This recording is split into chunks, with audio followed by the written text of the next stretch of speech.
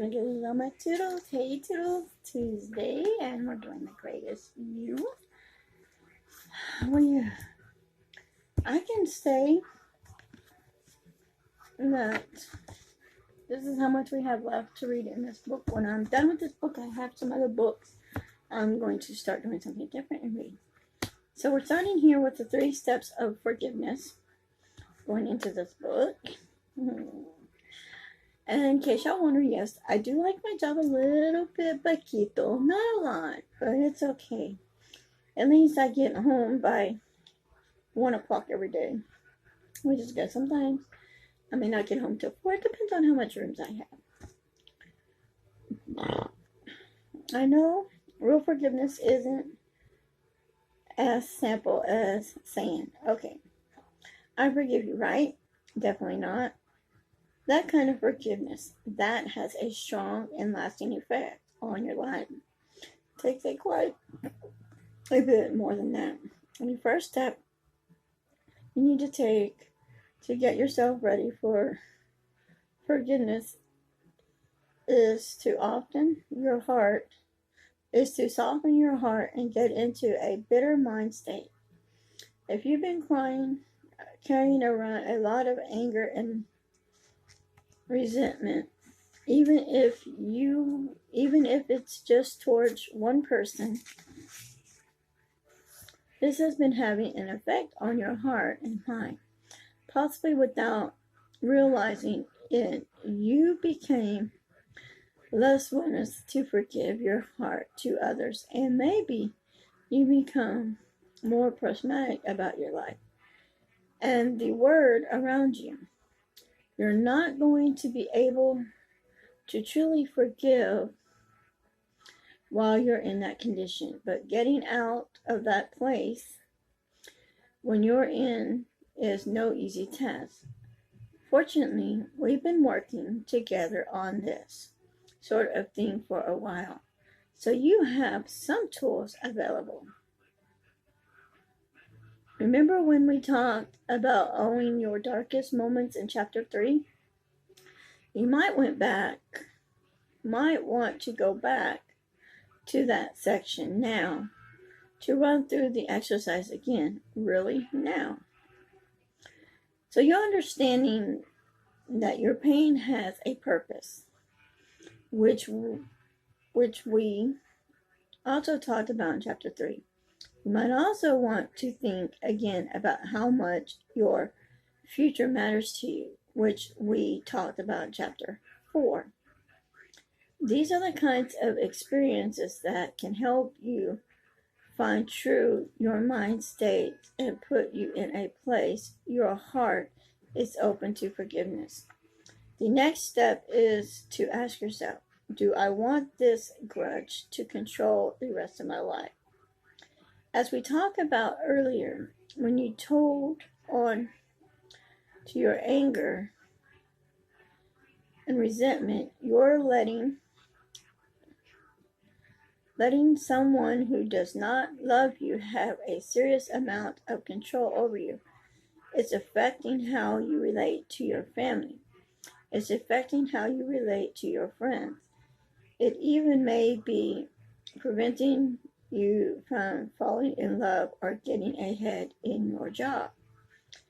I don't think you truly appreciate how much old grudges hurt us until we locate them.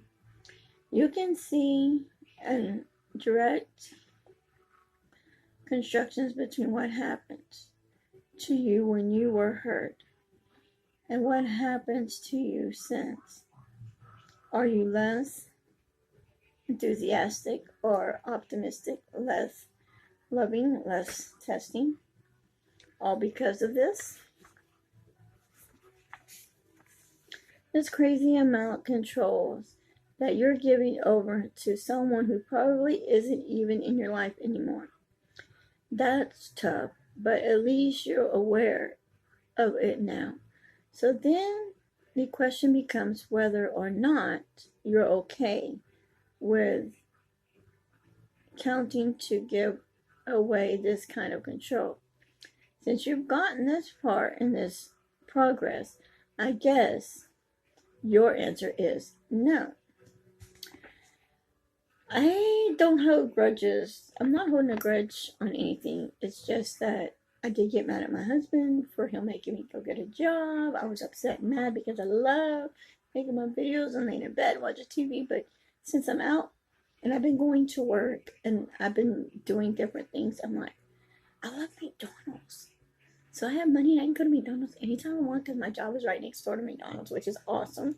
And I'm like, and I'm eating one of their apple pies.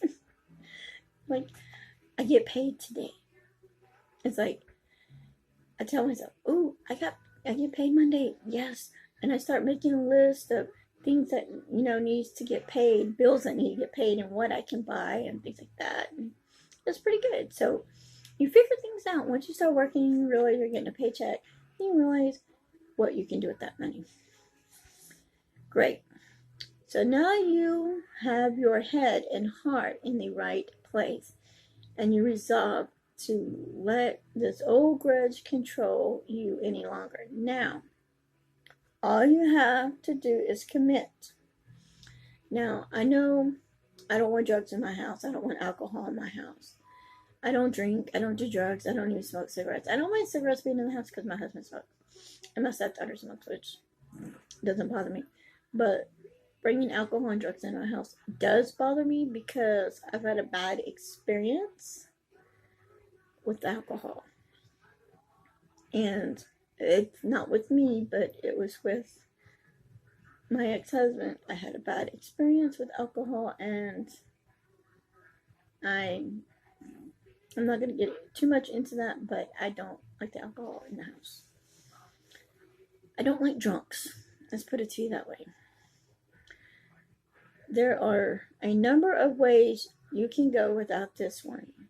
Is to have a really honest conversation with yourself about what happened, what the criticisms were, what the other person's intentions were, and what it felt like to go through it all.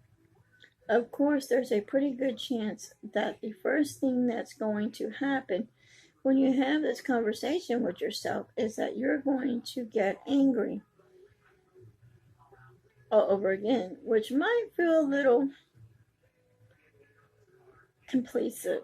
Trust me, I know it sucks to remember things you try too hard to forget, but it's necessary to get the proper understanding so you can move on. Remember that in the last chapter we talked about digging up those bad seeds.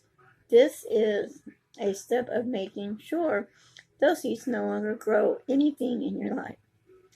And that's going to be okay because you have a better idea now of what that anger is going to do.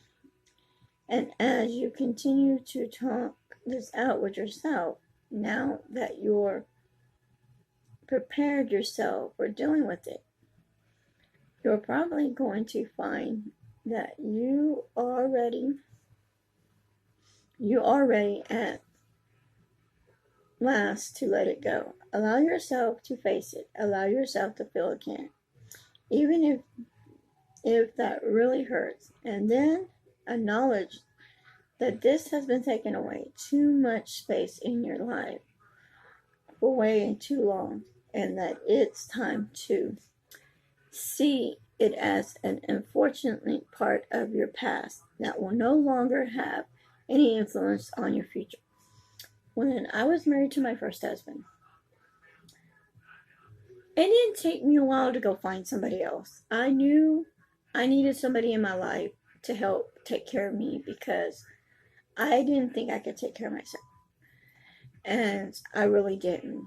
And I started dating guys, but for 4 years, I was on my own. No man, nobody, just me, my kids. And I was taking care of myself. And then I met another guy named Joe, and I started dating Joe. And I think we were together for a year or two, and we were going to get married. Then I left, he fell in love with me, fell in love with another woman. I'm not going to do that. But then I moved in with my mother in Houston and helped take care of my grandmother, my mother, and my kids. And I moved to Houston. Then I met my husband. Dated some other guys too. I was catfished. And if y'all don't know what that is somebody pretending to be somebody they're not. And my ex-husband and his ex-wife, Garlina, and her daughter pretended to be a guy named Matt Johns and to fall in love with me to get my hopes up. But I didn't fall in love with that person. My mother fell in love with that person more than I did. And so that was gone. That was over with. And I was faking it with that person and everything. I was faking it. And then I'm like, that's I had dreams about me and that person. And then, but I was also dating somebody else at the time. Then I got out of that. And then I met another really great guy. Let's see.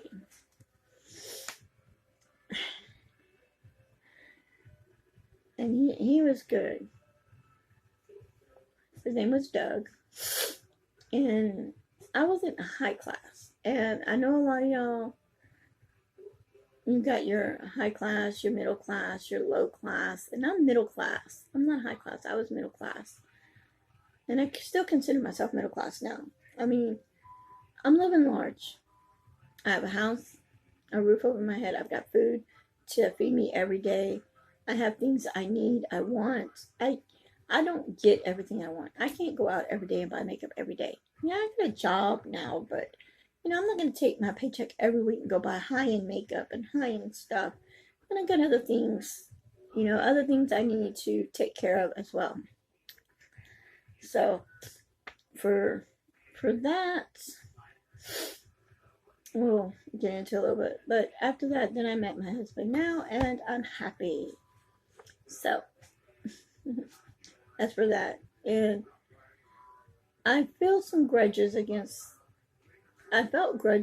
Doug. Why would somebody want somebody, if I wasn't in your league, why didn't you tell me? You're not my type. You're not my league. Bye.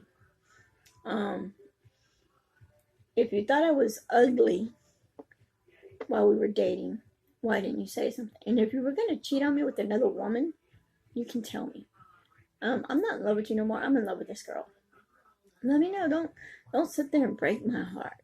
My ex-husband told me, he said, well, I fell in love with you 5 years ago and I fell in love with Garlina. Okay, why didn't you tell me 5 years ago you weren't in love with me and you wanted to be with Garlina? Because I would have been gone and been married with somebody else.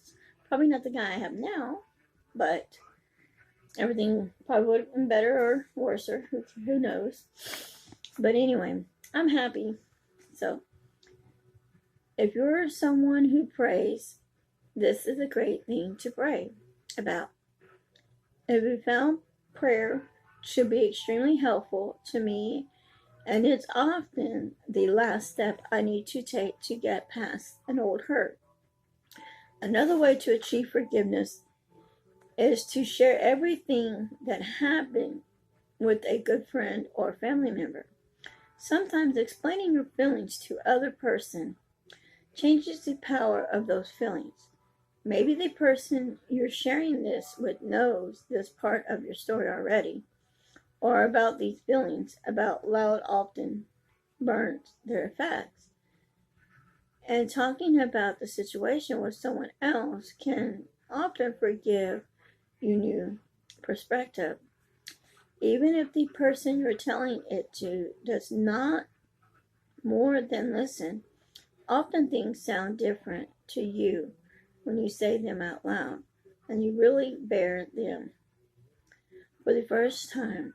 And when you finally finish telling your story, and you left the point where you can be honest, saying, I'm ready to forgive him for that.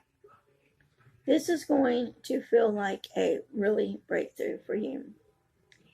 And you're the much more likely to believe it yourself because you're committed it to another person.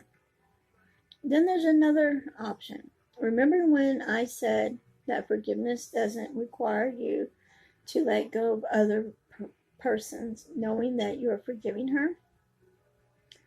That's absolutely true. However, if you're up for it, confronting the person who hurt you directly can be the most liberating form of forgiveness. First of all, it's giving you a real sense of closure to go up to someone, reminding her that she did it to you, and then say, I forgive you. I can really walk that back once you do it. Then a good thing because it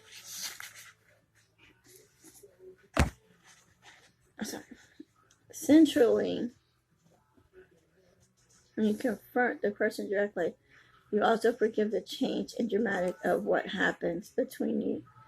Yes, earlier I said that there was a good chance that the person who hurt you no longer thinks about that at all. But maybe she does. And she's taking a tiny bit of pleasure from having screwed with your life.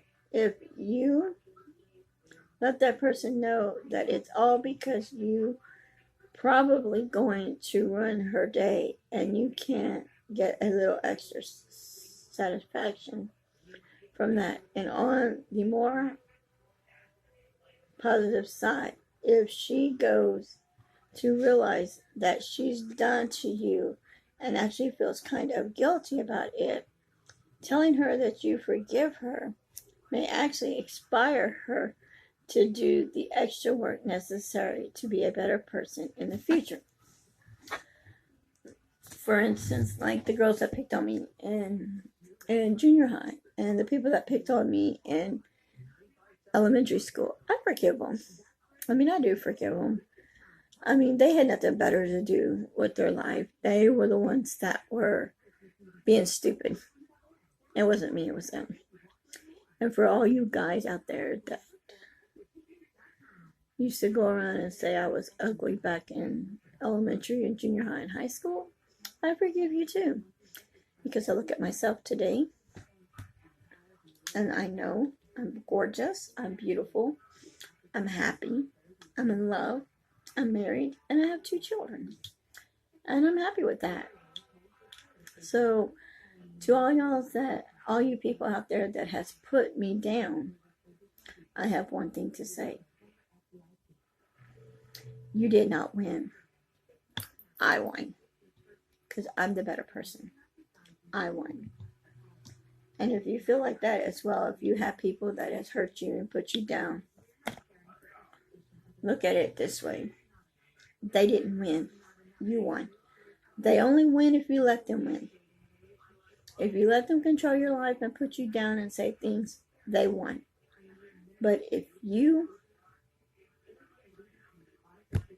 just look at yourself. My grandmother taught me, you get up every morning, Christina, and you look in that mirror and you tell yourself, I'm beautiful. I'm gorgeous. You say that every day to yourself, and that's how you feel daily. And it is good like that. So to end this, if you are new to my channel, I just want to say welcome, welcome, welcome.